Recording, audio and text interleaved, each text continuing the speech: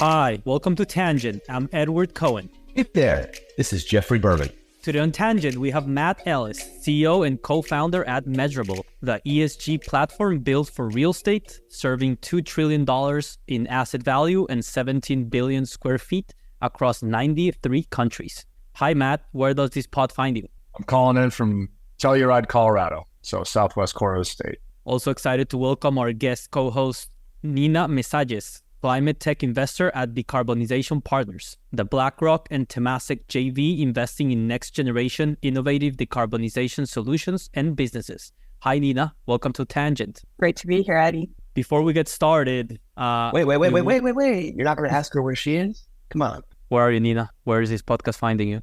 I think like 40 streets north of you is where I'm at. So Hudson Yards. I was hoping for something a little bit more exotic, but... Why? Because you're calling in from your closet, Jeff? That's where I'd like to hang out. I don't know what that says about me, but that's where I'd like to hang out. The acoustics so wonderful. I can tell. Yeah, you do sound good. The plot twist is that Jeff's background is actually a virtual background. No, that's real. I believe you. Before we get started, we need to congratulate JB on his jackpocket exit to DraftKings for $750 million. Jeff, congratulations. Were you expecting this deal now? Sort of. It's been a 10-year journey for Pete and the team. And I actually posted something on LinkedIn about the importance of investing with amazing people and the perseverance and persistence it takes to get an amazing outcome. And that's actually a great segue to talk about the guy that we've brought in, Matt Ellis, because we've known Matt for a pretty long time, right? Since 2016. Is that right? 2016, that's right. 2017? That's right. And Matt, when he started his career or started Measurabl, was probably barking into a box with nobody in it, right? Like it just wasn't something that people were really thinking about. Saying very similar to what Pete Sullivan and the Jackpocket team did, right? They saw a need. They said, why doesn't this exist? And they executed on it, but it took 10 years of really hard work to get there. Measurabl, very also similar in that it's taken a long time for, I think, the venture community and the real estate community to understand how important it is to measure what matters, which is, by the way, title of a great book, and it's in their name, Measurabl. So, Matt, thank you again for being with us. This is one that I'm really excited to dive into. Right on, Jeff. Thanks for your support. When you guys led the Series A, it must have been around about 2017. And I think we began to see for the first time that there was, like I wasn't shouting into the wind, right? You guys were getting some feedback from your LPs and your network that this thing that we call sustainability or ESG, it is real. It is material to the real estate business. It is going to transform the way we transact. But there's still, between then and now, was many more years of education, market development, not just by ourselves, but by regulators and investors too, to get to the point where today we can actually have this podcast. We could talk about these issues and people will not just go, what is this again? What's the E, S or G?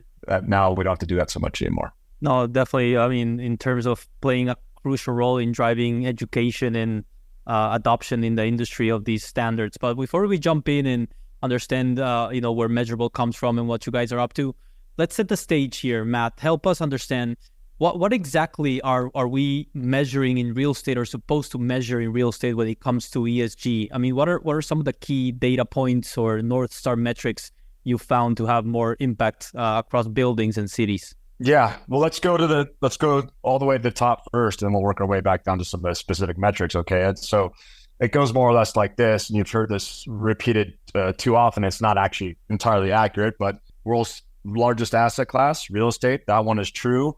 Roughly 40% of global carbon emissions. That's actually not true. It's about 38.5 according to the UN, but a lot of our friends like to round up. And it's not exactly from the buildings.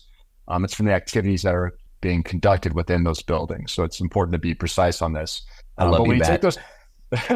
Take this, it's a measurement thing, right? We want to be accurate here. So when we take those two things together though, Ed, you start to really get your arms around this, the enormity of the opportunity, the challenge, right? Which is we have to have a successful transformation to sustainable real estate in order to make a meaningful dent in climate those things have to go together. There's no future without the real estate industry moving along. Now, to make those changes, it gets back to what Jeff said in your question, which is you start fundamentally with measurement. So when I began my career at CBRE, this was a subjective, not an objective. We talked about, quote, green. We didn't use the term or the jargon ESG. It wasn't understood that there was a financial merit in this conversation. It was a platitude. And what we have done, I think, to change that is get down to the numbers that you're after. What are those numbers that matter? Yes, there are things like carbon emissions, for sure. There are also things like water consumption, raw materials. That's where we start to get into things like embodied carbon, not just operational carbon. You need to measure and can measure all these things. There are health and well-being implications of real estate. So indoor air quality actually does matter. There's a whole raft of them. But if I had to give you the 5 most important, based on our work out in industry, it is carbon intensity, energy intensity, physical climate risk exposure, flood, wildfire, hurricane severity, certification status, think of things like BREEAM or LEED, Energy Star ratings, and regulatory exposure. Is our asset in a geography like you guys, Nina and Ed, are in New York, or DC for that matter, Jeff, or Cambridge, Massachusetts, where they're exposed to an expectation from a regulator that to measure, report, and disclose. Those are the 5. Those are observable facts. You can measure those things and you can transact against those things. Super interesting. And the way Measurabl is approaching it, it's you guys are covering the entire real estate cycle, right? So it'd be great to understand for our audience and ourselves, what are some of those use cases, at the asset level, at the portfolio level, and also at the index level, to really understand how you're taking a holistic approach here, not just, measuring things here for buildings here or companies there, but actually following, the entire real estate cycle as it pertains to ESG. Yeah, this is critically important. And this is an unusual aspect of Measurabl in our particular vision for market transformation. What we identified is that real estate is not just brick and mortar. It's also debt and equity. And people fail to remember that other part, which is odd because a few minutes ago I was pointing out this is the world's largest asset class. This is about loans. This is about insurance. This is about bonds and securities like CMBS. This is about ratings. This is about index products, ETFs. BlackRock, Nina's parent org, right, being a particularly large player there. If you don't change the preference of capital and use metrics and data and transparency to allow them to transact differently, then nothing will happen. You can go change all light bulbs you want, but if I change the cost of your capital, that's far more powerful. And that's what Measurabl has accomplished as we talk here today. We have made it possible to get the data from the most minute aspects of buildings, boilers, chillers, BMS, sensors, submeters, recognizing that that's the beginning, but not at all the end. So we took that data across that asset, enriching it with the other types of metrics that I described, certification status, climate risk exposure, CapEx projects, and so on, all the way across the entity and the fund. So doing that at scale, getting your arms around, again, we use BlackRock, one of our great customers, a significant institutional owner of real estate across multiple countries, and then making sure that that data moves all the way back out to the capital markets so they can change the cost of that bond and its coupon rates so they can get better access to investors, LPs, and equity. And then around the wheel goes. That's what Measurabl is all about, is delivering that platform. We say meter to market, end to end. Does that help? That absolutely helps. So as an example, just more concrete examples, I saw how Boston Properties, one of your clients at the asset level, are using carbon technology from Measurabl to monitor their lease commitments. Can you talk more about that? That's right. And that's a wonderful, incredibly progressive and sophisticated ownership. The largest public REIT out there, BXP. And they have pioneered their relationship with their customers around sustainability, just as they should, because what's the real estate business? Also, it's about providing shade and shelter to businesses. And so if you're not using sustainability with your tenants and with your occupiers, you're failing. And that's what Boston Properties is doing. They're using it with their customers, their occupiers, Wellington being a prime example, where they're doing net zero leasing, and they are using our technologies around what we call granular carbon emissions or real-time carbon. So Measurabl can tell you exactly point by point, second by second, what's happening on the grid and how that relates to your particular asset in terms of its carbon emissions. So very verifiable, very accurate. When it comes to a financial commitment like a lease, that's what you need. So it's just one example of how BXP uses our technology. In the heart of Silicon Valley, there's an organization making waves in helping solve the housing crisis, Housing Trust Silicon Valley. At Housing Trust, they provide developer financing, homeownership assistance, and lender and broker resources to help create more equitable and affordable communities. Established over 20 years ago by local businesses, community leaders, and affordable housing activists, Housing Trust Silicon Valley uses transformative housing finance and public and private partnerships to create a strong, affordable housing market. From those experiencing homelessness to developers, renters, and first-time home buyers, Housing Trust SV is dedicated to ensuring that every neighbor has access to safe, stable, and affordable housing. Housing Trust SV is making a difference in the 14 counties of the Greater Bay Area and Sacramento. These are communities with a common need, more affordable housing and the capital to support its development. Join the Housing Trust SV in making a lasting impact on our communities. Housing Trust Silicon Valley, where innovation meets compassion. Learn more at housingtrustsv.org. So, Matt, these buildings, they are central to many stakeholders. You have the tenant, you have the building manager, you have the building owner who is sometimes has them as part of a portfolio. There's regulators, and we're seeing changes in interest towards sustainability from many of these entities, including there's consumer reports that are coming up that consumers are voting with their wallet. It would be great to understand who is really driving this change. Who is the person that's knocking on the door saying, this is information that has to be collected, and this is information that has to be available? Let's do the top three, okay? Because I'm sure I'm going to forget some important ones, but the top three are definitely will resonate here. And they've changed in their order of priority, which is fascinating. So number one, today, this was not true 3 years ago, is regulation. So your regulators around the world, look at Europe, look at EU EPCs, and no farther than that. Okay, fine, look a little bit farther. Look at CSRD and SFDR. From asset level to entity level, there are prominent and meaningful regulation compelling you, whether you like it or not, to measure, manage, report on sustainability performance. And they hit, by the way, because of the size of the real estate sector, and both in terms of asset value and carbon, they hit the real estate community particularly hard, those regulations. Definitely true across North America. There's shadow regulation almost. So look at stock exchanges who enforce sustainability disclosure in order for you to be listed with them.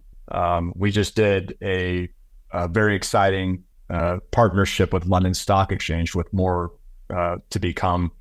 to come out on that later this quarter, but it is public, so I can talk a little bit about it, which is building whole index offerings around sustainability. Do you want to be in that index or not? And if you do, you want to be measured in order to participate. So it's almost like, yes, I have to be, if I'm public, I have to be in those indices.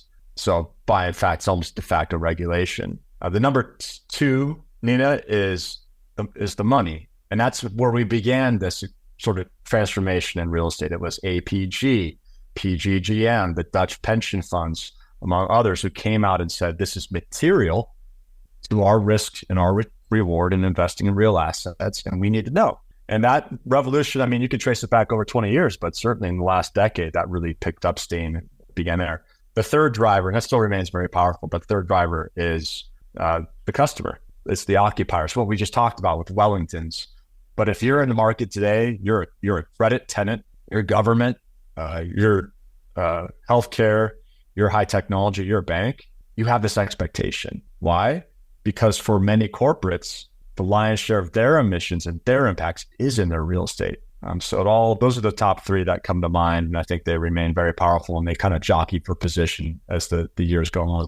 And following up on that question, some of these stakeholders have impact on the economics of these buildings. So, and here what I mean is to tenants, can you charge higher rent prices? To financiers, can you get a better cost of capital? I mean, regulation, maybe sometimes it's either fines or it's binary. You can operate or you can't operate. Could you provide some color as to what changes you're seeing in the market, or how this information is impacting how the markets are behaving? Sure. So historically, when I was at CBRE, we commissioned studies, and we worked with the gentleman, Norm Miller, Dr. Norm Miller at the University of San Diego, my hometown. And we looked at the correlation between ratings, LEED, and certifications, LEED and Energy Star, and asset value and lease rate. And we found a statistically significant relationship between, if you got it,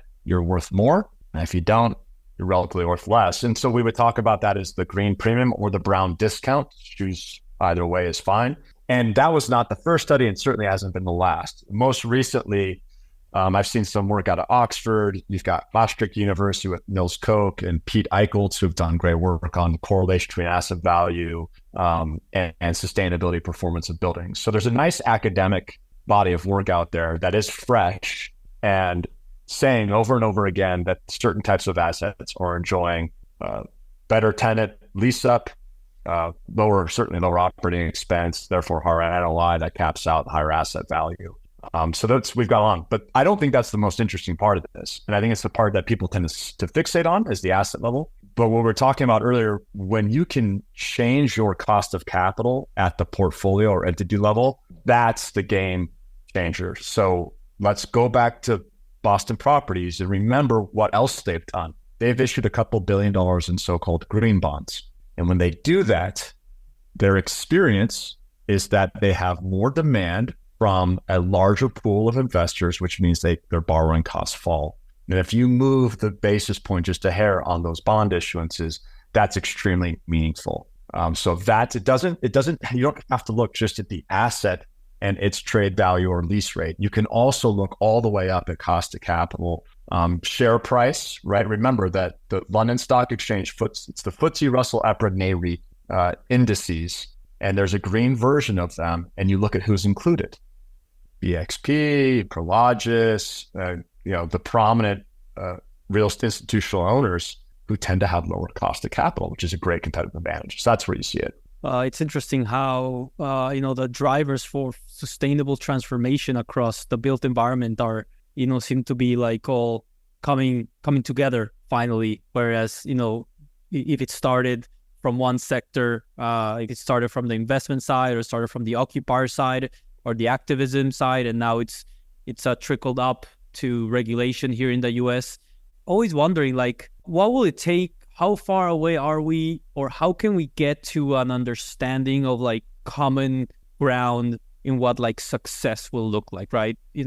We have we have local law 97 in New York that it's aiming to reduce emissions by 40% by 2030, I think it is, or and net zero by 2050. All these years sound really far away, but actually 2030 is right around the corner already. So I started thinking about this when I was randomly watching this video about the history of soccer and how only when people agreed on the rules and agreed on everything is when the sport really started proliferating and becoming not only a great business, but also a great driver for social change. So how can we agree on the rules of the game where we want to get to? I know, incentives are wildly across the board, and not as aligned as we'd like them to be. It's a complex industry, complex world. But how can we get there, or what will it take us to get there? I think this is where you're spot on it, that we've got a real problem. The problem of sustainability, there's a myth that the problem of sustainability is a problem of the lack of technology. It's not.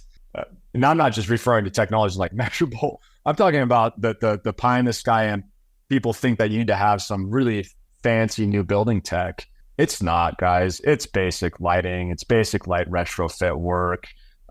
Yes, some deep retrofit too, but it's not for lack of the materials or the light bulbs or the variable fan drives and so on. It's a myth.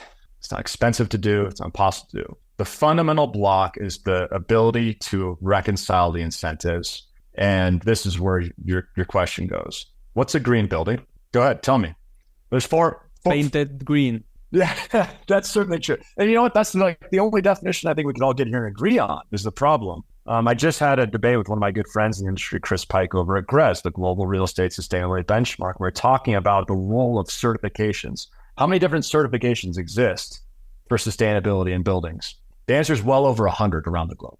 So I'm an institutional investor. I'm a decision maker. I'm an occupier. I'm trying to find the thing that represents that, quote, sustainable performant building, the one that's lower risk, higher reward, and so on. How do I do that? I can't make heads or tails of all these different certifications. The quality vastly different amongst those certifications. I can't see the data is the ultimate answer. And then it gets down to this question of, well, what data? What's material? I gave you 5 statistics when we started this call. As far as I can tell, there's 5 things that actually change the preference of capital decision-making. And yes, there can be more for certain niche groups, but for sure we got 5. But I turn around, I look at GRES, and I love those guys. They've done tremendous foundational work. We're looking at well over 100 metrics, which then get aggregated and rolled up to some score, some star. When I was in kindergarten, I used to get a star from the kindergarten teacher, right? If I was a good boy. Is that really what we're doing in the real estate business? And my background is in traditional real estate. I did corporate real estate leasing. We don't do this. What we actually do is we go get lease rates and compare lease rates. We go get net CAM charges and we compare CAM charges. We get comps. Right now, you cannot get a comp around, quote, green, sustainable buildings. And the way to change, I think, this problem is to get a definitive comp. And that's really the backbone of what Measurabl is trying to do, is to provide the data so we can make objective decisions, one building to the next. I understand the buildings are somewhat different. It doesn't prevent us from buying and selling or leasing them. Why should we have the same, or why should we be able to do that same thing when it comes to the sustainability performance of that building? We should be able to do that for any building, anywhere in the world. And it's a matter of getting the data. So that's what we got to get to. It's the change that we need is alignment on the core metrics, not standards and certs, metrics, data. And we should do what we've always done in real estate, transact against those data points. Yeah. I mean, I just walking around New York City, I do notice the LEED certifications, and they usually are in newer developments. But the city issued certificates here, I mean, I haven't come across an A building, maybe one. Like most of them say D, or I don't know if there's worse than D, but in terms of the efficiency from an A, A, B, C, D. So either New York City's buildings are the least efficient around there, or those qualifications are. But it's also, it's a part of an interruption. It's also, as Matt said, it's not just the buildings, it's how they're being used. So buildings, like for instance, I lived in a building when I was still living in New York City. I lived in a building that had a D, and it was a brand new building and beautiful building.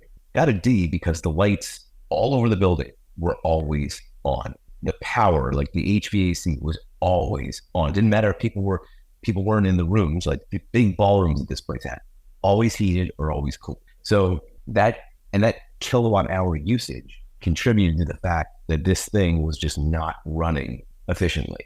And yes, they could have done things. They could have changed their lighting, the LED lighting. They could have changed their BMS system. They could have put in, I think they had an opportunity to put in some kind of carbon sequestration capture.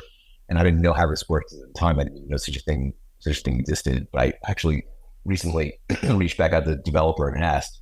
So it's not just that it's not just perhaps the buildings themselves are not sustainable. It's the use and the way that they're being used. Matt, would you agree with that? Do agree with that. And we talked about this earlier in our discussion, right? I was just making a point, like people are lazy when they say the whole 40% of carbon emissions from buildings. It's just not true. Not only is the number not accurate, and that's a couple of gigatons difference, but it's the usage of and activities within those buildings. And we need to get down to that, because what we're talking about is the business of real estate and our relationship with our tenants and how we serve them. There are absolutely going to be very energy intense buildings, but that doesn't mean that building itself is a bad building. Look at what's the Salesforce building in Bryant Park? Isn't that a Rudin building or whoever it is? Mm-hmm. At the time, it was one of the most efficient and performant buildings out there, but they've got data centers. Is that wrong? Does that make that a bad building? I don't think so. I like the nuance there. Yeah, definitely depends on the usage, depends on how we use it. I'm sure even within the same use of the building, we're going to see wild discrepancies between ways to operate it. So in terms of collecting all these data, how does Measurabl I mean, gotta start with collecting it, but just curious about your whole data stack. How are you collecting it? How are you analyzing it, and making it digestible for real estate players and everyone across the real estate cycle? Sure. The way it goes is we've over 10 years now built out proprietary technology, in-house technology to do the fundamental capture of data. And when we say data, like kind of capital D, I'm talking about a lot of different things. People reflexively go to the utility data. That's true. You have to be able to access utility bill data and pull that in scalably across portfolios of real estate. You need to do that for the whole building, not just the common areas owned by and controlled by the landlord, but the tenant areas as well. You need to be able to access device data, which we do as well. So again, I mentioned the boiler chiller, the BM. Vice, well, not the mice. We don't care so much about them, but the actual building components, BMS, for example. So these are like some of the building blocks. We need to define that building. This is not unique to sustainability, but every real estate technology company out there has got to know what is that object and what is its breakdown and composition. So we just talked about usage. So in our system, we're actually really interested in what we call space and meter assignments. Space is the Starbucks in the first floor lobby. Second floor is Bank of America and their data center. And maybe it's housing on top or hotel. We need to know those uses really matter, and we need to know the consumption by each space. So architecture, call it your data model of the building, really matters. And then you keep going. You have to attach the certification data. You have to attach the project data. So those customers of ours are always making improvements in their building. We don't have a bunch of lazy landlords. We have landlords that are very passionate about improving their assets. And they don't necessarily even think about it as sustainability initiatives. They'll be doing it because they're doing a retrofit of the lobby to make it more attractive. But while they're at it, they're improving and the building performance. You got to track that. We need to know the ROIs. We need to know when it was done and who did it and so on. So we could keep going, but this is what is fundamentally happening is everything that I just mentioned. Measurabl's goal in life is to bring a technology solution to that data acquisition, data cleansing. So you can benchmark and quality assure that data. And then, of course, the outputs of that is getting it back out from the customer to their stakeholders. And Matt, when real estate managers, owners get this data, and there's obviously this initial just like learning about your own building and how it benchmarks to other buildings that are similar, what are the main levers that are available for these owners, managers to improve their performance? How would you describe what's like kind of low-hanging fruit, what is a little bit of a stretch, and what is really maybe not even available right now, or only available in some places? One way to be facetious to improve your sustainability performance is just get rid of transact, right, consciously, and get rid of the stuff that's not so good. Right now in this market, that's a little easier said than done. But there's a certain truth to that too. Like, what are the levers that ownership pulls to optimize its portfolio? Transact consciously, right? Understand which assets are at peril from climate hazard or regulatory risk, or flat out require substantial investment, and then underwrite and understand that. And then everybody out there that owns buildings is in the business of turning them around to make profit by and large, unless you're the Irvine company, hold forever. And so you want to make sure your actual acquisition disposition strategy understands the sustainability costs and benefits. I think that's another easy miss out there, because the tempting way to answer that question is to say we should do lighting retrofits. Yes, you should also consider that, right? But because it's a transacted asset class, it's leased, and it's sold and bought, we should look there too, and consciously bring sustainability into those pre-investment due diligence activities, so you don't get the bad building in the first place, or at least you're very aware of what you're going to do to change that. And then the other part is operational investments. I think that's pretty well-trod territory. I think we get that they're readily available and convenient technologies. I think you manage your energy mix, use procurement to your advantage. I think you should do behavioral investments too. So that's where you work with your tenants, your property managers, and make sure they're educated and understand how to incentivize the right behaviors, because we said earlier that this isn't entirely within our control. There's these tenants in there. So if you just did what's in your control in those investments, and you wouldn't be able to move the needle all the way to the right And Matt, many of these improvements, even if you are not even looking at sustainability or green premiums, they have a cost benefit to them, right? These are energy. A lot of the on-site improvements are just energy optimization changes. So if these technologies are available, what are the main challenges? Why are we not seeing more buildings introduce these energy optimization solutions? It's a nuanced one because money. Well, I would actually argue you are seeing that. You're seeing incredible adoption of technologies to drive changes. And I'm not even talking about putting new stuff in. Like one of the things that we offer a tool called asset optimization. One of the things it does, it looks at the existing operations of the building and simply makes recommendations on how to tune that. It's called like active commissioning. We didn't buy anything new there, to be clear. We simply improved the way that the building operated in terms of startup, shutdown, and other considerations.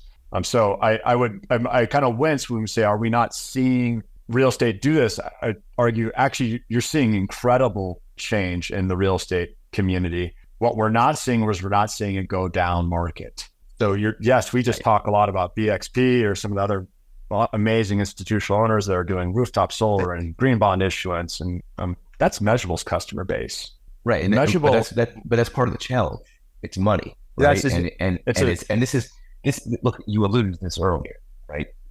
One of the big drivers, and you said this wasn't a big driver 3, certainly not 5 or 7 years ago. Regulation. Regulation is the great equalizer, because once it becomes regulated and promulgated, then you have no choice. And then every building owner up and down market is going to have to figure out how to make their buildings work in this new environment. And the other thing I'll say is that when you're talking about, like, Measurabl has the blue chips of the blue chips. They have others that aren't blue chip, right? Measurabl applies to across the spectrum, but there is one thing in common, which is these buildings tend to be the ones that people want to lease from. And so those owner operators have the luxury of saying, we've got the money to be able to invest in our buildings to make them more sustainable, getting the data that people care about and measuring what matters in a way that down market might not necessarily have.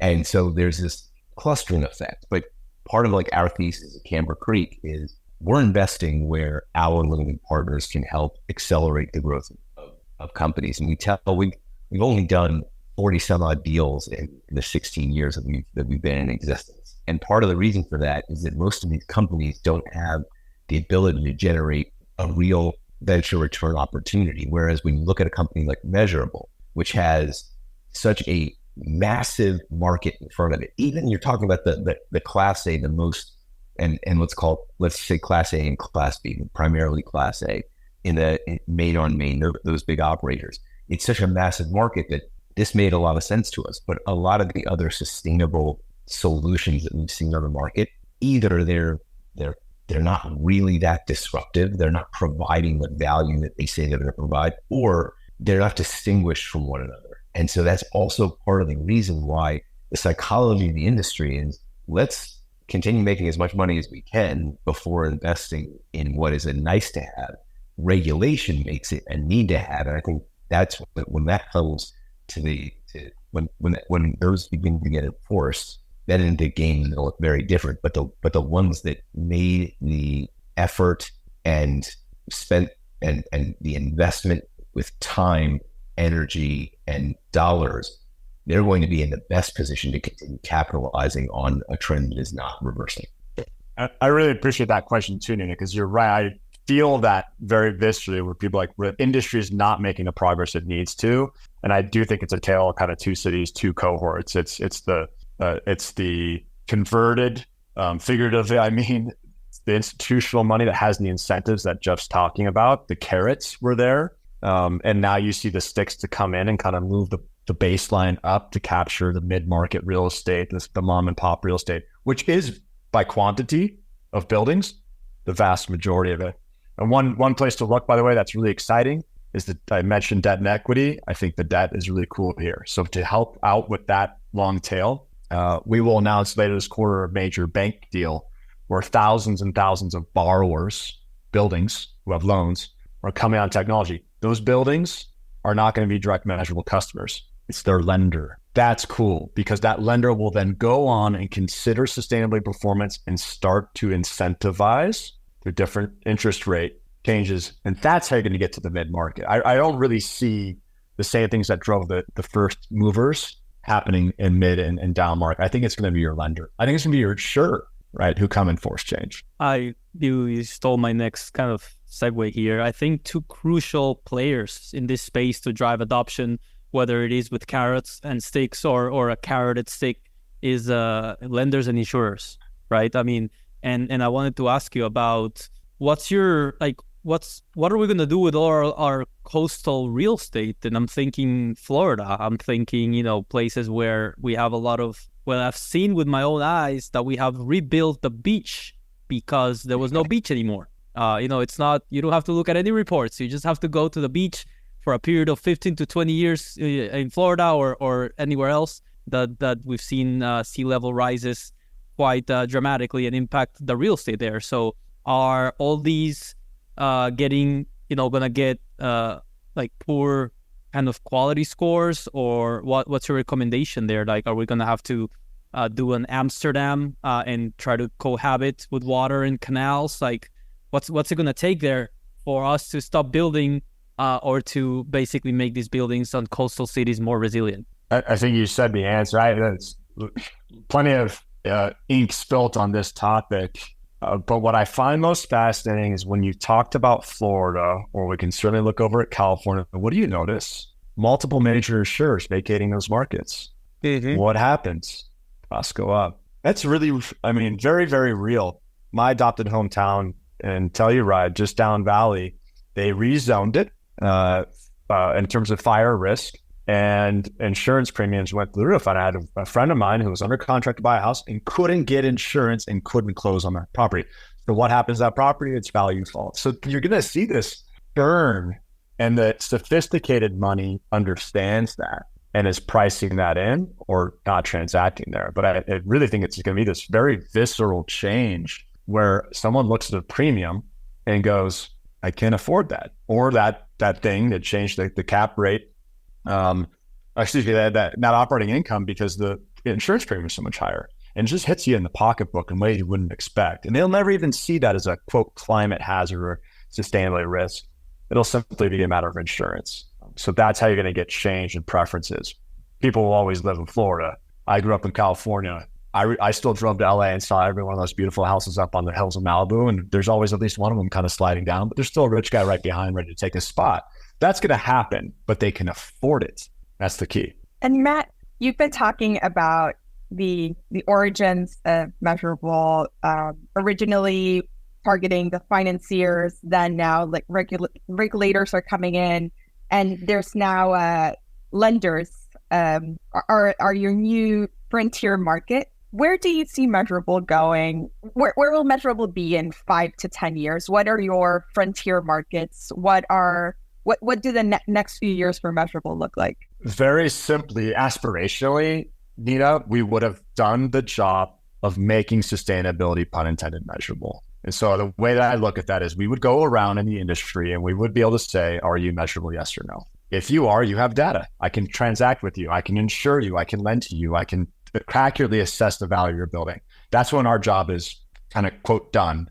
Fundamentally, we would have provided that classic economic solution of transparency to make markets more efficient and work better. That's what we're doing. Now, to get there, a couple trillion in real estate, and how big is the market? Ed or Jeff, Nina, 80, 100, hundreds of trillions in real estate asset value around the world. We're a long ways away from providing that objective measure of sustainability to buildings. We've got a nice start, and that's all it is. In order to get to the next place, we need to become a transactable digital signal score or set of metrics.